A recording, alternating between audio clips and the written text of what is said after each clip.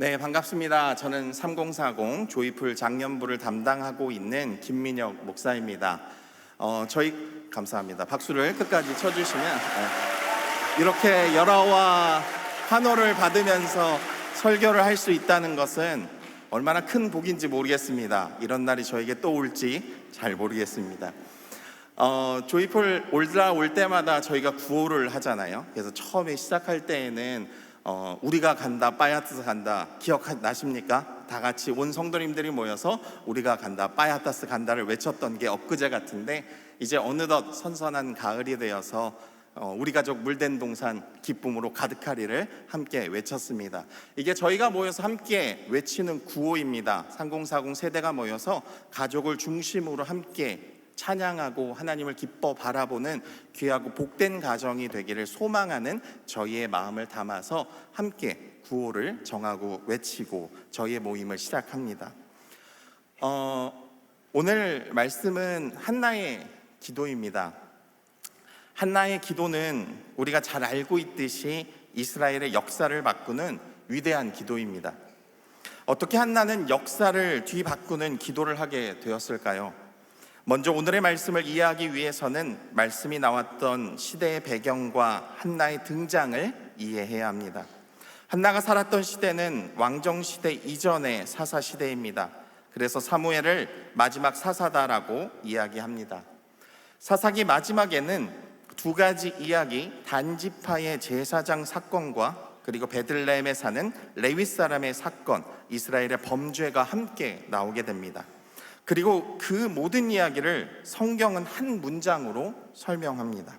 사사기 17장 6절의 말씀입니다. 그때에는 이스라엘에 왕이 없었으므로 사람마다 자기 소견에 옳은 대로 행하였더라. 18장 1절입니다. 그때에 이스라엘에 왕이 없었고, 19장에서 21장까지 계속해서 이 말씀이 등장하고 사사기의 마지막도 이 말씀으로 끝나게 됩니다. 사사기 21장 25절의 말씀입니다.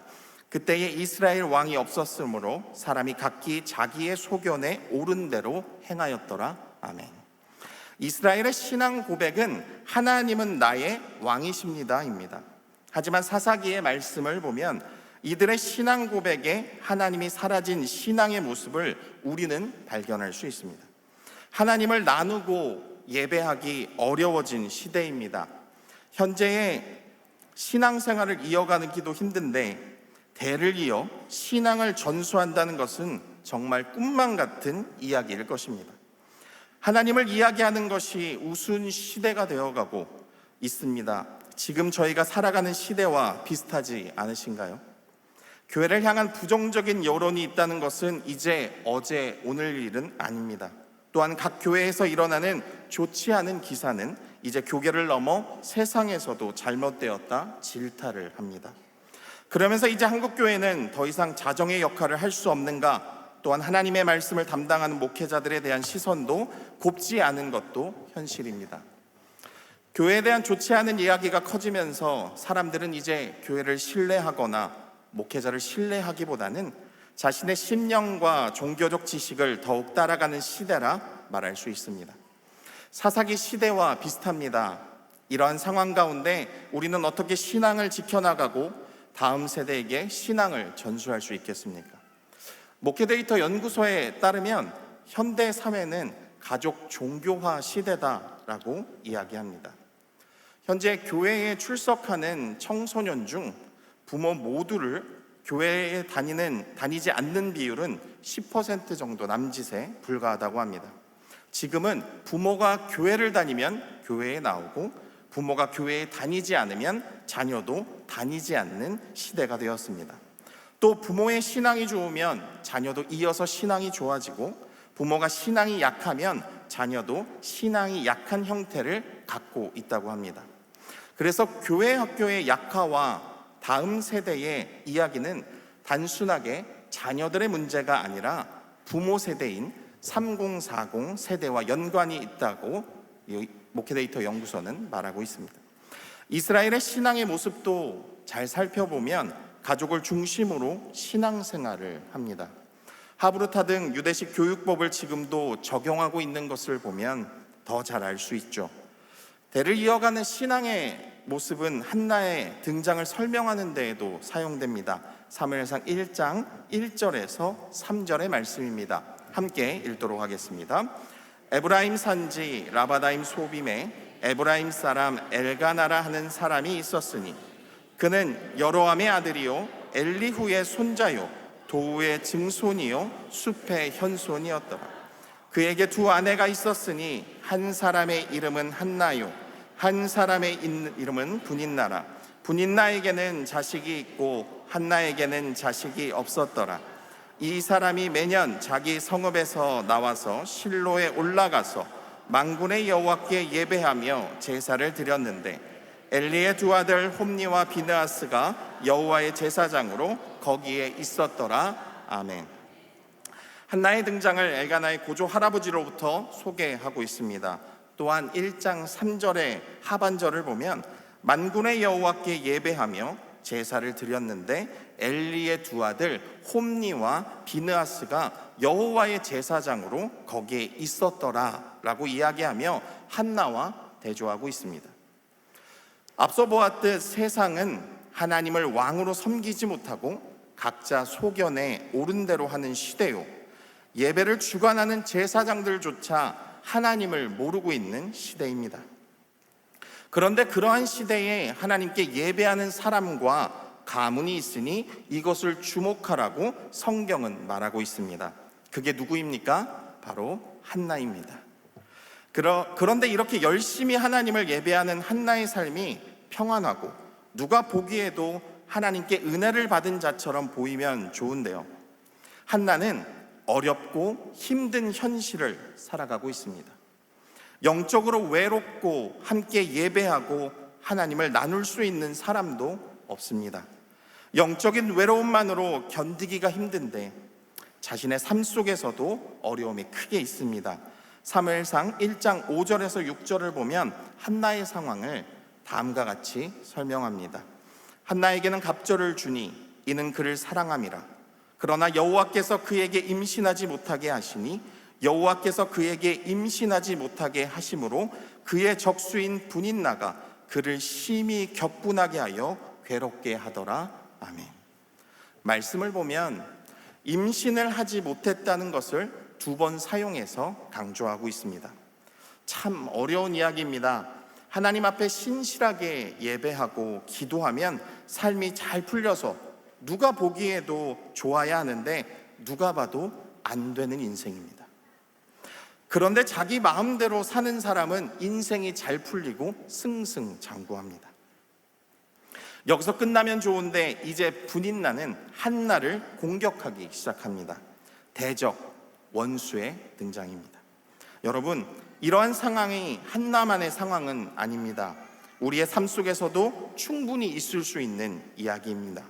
기도해도 나의 상황은 나아지지 않고 예배를 드려도 나의 마음에는 평안할 틈을 안 주는 상황, 그런 나를 바라보며 당신이 예배하는 하나님은 어디에 있는지 증명해 보라고 조롱하고 멸시하는 상황입니다. 이러한 상황에 교회라도 신앙으로 채워주면 좋은데 모든 사람이 각자의 소견대로 신앙생활을 하고 교회에 왔는데 헌금을 빼앗기고 목회자도 타락하고 공격하는 상황에 여러분은 교회에 앉아 계실 수 있겠습니까? 성경은 이 환경을 보여주고 있습니다. 그리고 우리에게 이 질문을 합니다. 이러한 상황에도 당신은 예배할 수 있겠습니까? 라고 말입니다. 사무엘상 1장 7절의 말씀입니다. 매년 한나가 여호와의 집에 올라갈 때마다 남편이 그같이 하매 분인나가 그를 격분시키므로 그가 울고 먹지 아니하니. 아멘. 삶이 다 무너졌는데도 한나는 매년 여호와의 집에 올라가 하나님을 예배합니다. 그리고 하나님은 한나의 기도의 내용을 우리에게 보여주십니다. 사무엘상 1장 9절에서 11절의 말씀입니다. 함께 읽도록 하겠습니다. 그들이 실로에서 먹고 마신 후에 한나가 일어나니 그때의 제사장 엘리는 여호와의 전 문설주 곁 의자에 앉아 있었더라. 한나가 마음이 괴로워서 여호와께 기도하고 통곡하며 서원하여 이르되 만군의 여호와여, 만일 주의 여종의 고통을 돌보시고 나를 기억하사 주의 여종을 잊지 아니하시고 주의 여종에게 아들을 주시면 내가 그의 평생에 그를 여호와께 드리고 삭도를 그의 머리에 대지 아니하겠나이다. 아멘. 이 본문만 보면 아들을 얻기 위한 한나의 간절한 기도처럼 보입니다. 하지만 여러분, 잘 생각해 보셔야 합니다. 그렇지 않으면 한나의 기도는 무언가를 얻기 위한 수단이 됩니다. 그리고 오늘 본문을 통해 나의 소원을 이루는 방법이 무엇인지를 찾게 되는 것입니다. 하지만 성경은 기도의 응답을 말하지 않습니다. 이 말씀을 보면서 우리는 의문을 가져야 합니다. 한나는 왜 이렇게 간절하게 기도해서 얻은 아들을 젖대고 여호와께 바로 드렸을까? 이 질문이 우리에게 있어야 합니다. 한나는 젖된 사무엘을 여호와께 드립니다. 이게 말이나 될 것 같습니까? 여러분, 부모의 심정으로 이게 허락된다고 생각하십니까? 부모가 젖된 자녀를 타락한 제사장이 있는 곳에 보내요. 그곳에서 자라게 하는 이 상황이 여러분은 이해가 가십니까? 누가 자녀를 낳았으니 이제 내 소원은 성취되었다 하고 자녀를 다른 곳에 보내겠습니까? 하나님, 나에게 자녀를 주시면 이 자녀와 행복하게 살고 싶습니다. 이게 맞는 거 아닐까요? 화장실 들어갈 때와 나올 때가 다른 거라면 우리는 빨리 취소하고 하나님한테 이건 잘못됐다라고 이야기해야 합니다. 그러면서 하나님, 제가 조금만 더 키우면 안 되겠습니까? 조금만 더 커서 보내면 안 될까요? 이 고백이 우리에게 있어야 하는 것 아닙니까? 자녀까지 주신 하나님이 그것도 못 기다리십니까? 그런데 한나는 이렇게 말하지 않습니다. 그리고 실제로 한나는 자신이 서운한 대로 행합니다. 사무엘상 1장 15절의 말씀입니다. 한나가 대답하여 이르되 내 주여 그러하지 아니하니이다. 나는 마음이 슬픈 여자라 포도주나 독주를 마신 것이 아니요 여호와 앞에 내 심정을 통한 것뿐이오니 아멘. 술 취한 것이 아니냐는 엘리의 질문에 대한 한나의 대답입니다. 한나는 자신이 술 취하는 것이 아니라 여호와 앞에 심정을 통했다는 것을 말하고 있습니다. 통하다는 단어는 붓다, 흐르다의 뜻을 갖고 있습니다. 한나의 상황을 보면 자신의 어려움을 하나님 앞에 흘렸다고 생각할 수 있습니다. 하지만 성경은 사람이 중심이 아니라 하나님의 말씀이기에 이 말씀은 하나님이 주어가 되어야 합니다. 그렇다면 이 말씀은 하나님의 마음이 한나에게 부어지고 흐르고 있는 것입니다. 여러분, 한나의 상황에서 무엇이 보이십니까? 이 말씀은 한나의 수치와 고통의 이야기가 아니라 하나님의 수치와 하나님의 고통의 이야기입니다. 하나님이 수치를 당하고 계십니다. 엘리는 눈이 어둡습니다. 홈리와 비느하스는 타락했습니다. 세상은 예배드리는 자를 멸시하고 조롱합니다. 예배드리고 하나님을 경외하는 사람들이 사라집니다. 하나님의 나라를 세워갈 자가 없습니다.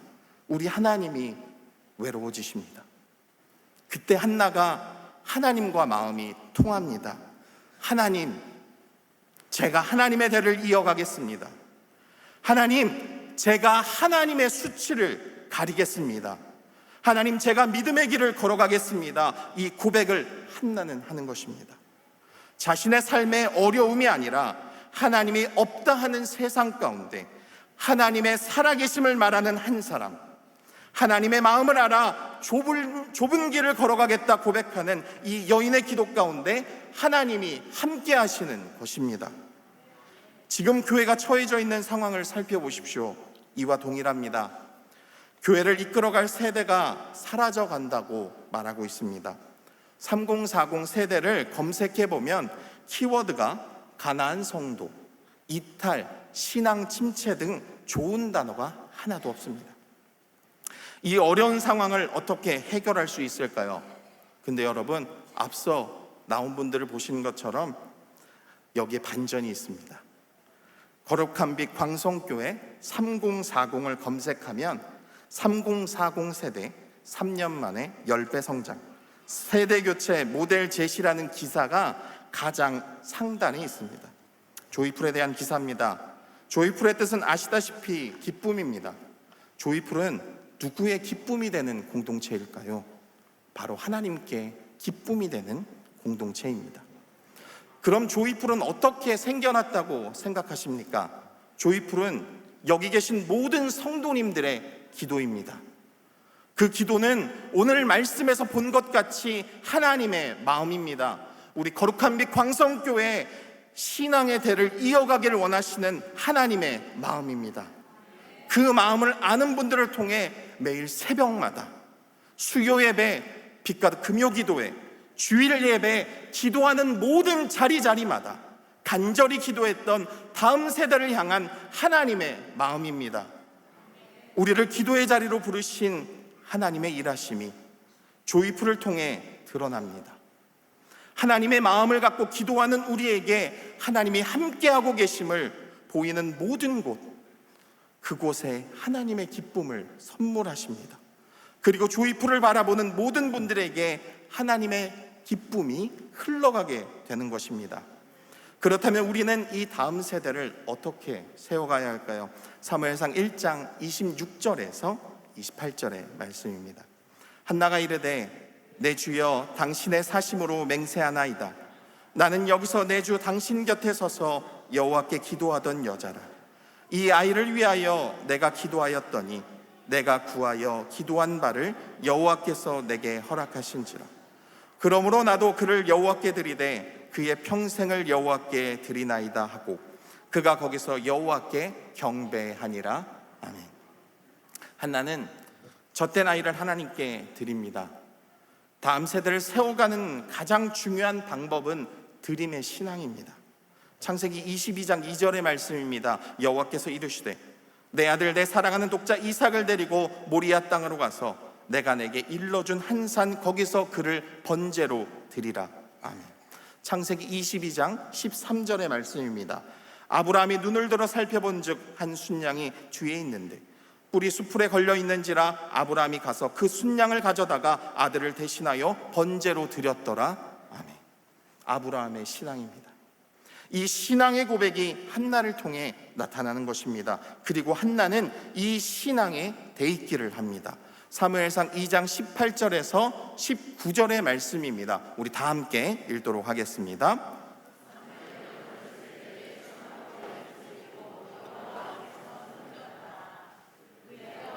매년 드리는 제사를 드리러 그의 남편과 함께 올라갈 때마다 작은 겉옷을 지어다가 그에게 주었더니 아멘. 사무엘이 세마포 에봇을 입고 있습니다. 타락한 제사장들 사이에 홀로 제사장의 거룩함을 지키고 있습니다. 누가 사무엘을 하나님 앞에 제사장으로 만들어 갈까요? 바로 한나입니다. 그의 남편과 함께 올라갈 때마다 작은 겉옷을 지어다가 세마포입니다. 한나의 눈에는 타락한 제사장이 안 보였을까요?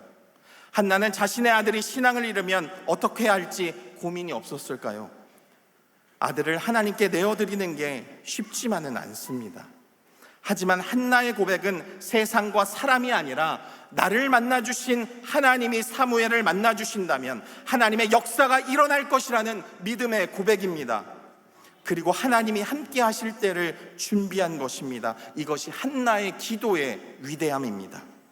나의 동기와 마음이 아니라 하나님의 마음이 있는 곳에 하나님이 일하실 것임을 아는 고백, 그 고백의 행동이 신앙입니다. 사무엘은 어머니의 이러한 신앙을 바라보며 자라갑니다. 세상과 상관없이 하나님의 거룩함을 지키는 한 사람으로 말입니다. 조이풀에서 제가 많이 하는 이야기 중 하나는 저는 여러분들의 자녀가 기대됩니다입니다. 조이풀은 예배가 없습니다. 저희는 함께 모여서 찬양하고 기도하는 시간을 갖고 소그룹 모임을 갖습니다. 30분 정도의 전체 모임이라는 시간을 통해 찬양하고 기도하는데요. 한번 여기 계신 분들 중에 조이풀에 와보고 싶으신 분들이 계시면 주일날 2시 반에 드림교육관 이동으로 오시면 됩니다. 한번 와보시면 아마 혼이 쏙 나가실 것입니다. 정신 수양을 위해서는 이만한 공동체가 없습니다. 마음이 힘들거나 정신에 어려운 분들은 이곳에 꼭 오시길 바랍니다. 왜냐하면 이곳에서는 아이들이 열심히 뛰어다닙니다. 그냥 뛰는 것이 아니라 소리치며 뛰어다닙니다. 행사나 일로 본다면 저희의 모임은 거의 엉망입니다. 그런데 그 가운데 우리 젊은 세대들이 함께 모여 찬양하고 기도합니다. 그리고 아이들은 열심으로 뛰어다니며 자신의 부모를 바라봅니다. 부모가 찬양하는 모습, 부모가 하나님을 앞에 기도하는 모습, 하나님 앞에 살아가려고 몸부림치는 신앙의 모습을 바라보며 아이들이 자라납니다. 그래서 저는 조이풀 아이들의 신앙이 기대가 됩니다. 그리고 그러한 모습을 보며 이것을 천국이라 표현합니다. 그렇다면 조이풀 세대들은 누구에게 자신의 신앙을 배웠을까요? 바로 이 자리에 함께 계시는 부모님 세대입니다. 우리를 위해 기도하시는 장로님, 권사님, 집사님, 그리고 많은 성도님들의 기도를 통해 우리가 이 은혜를 누리며 살아간다는 것을 우리는 알고 있습니다.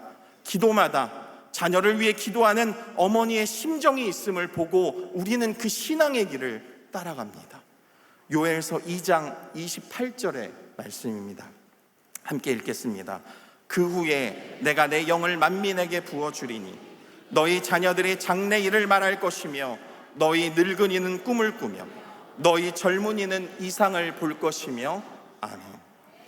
하나님의 영이 만민에게 부어질 때 일어나는 현상입니다. 늙은이가 꿈을 꿉니다. 무엇을 꿈꾸시겠습니까?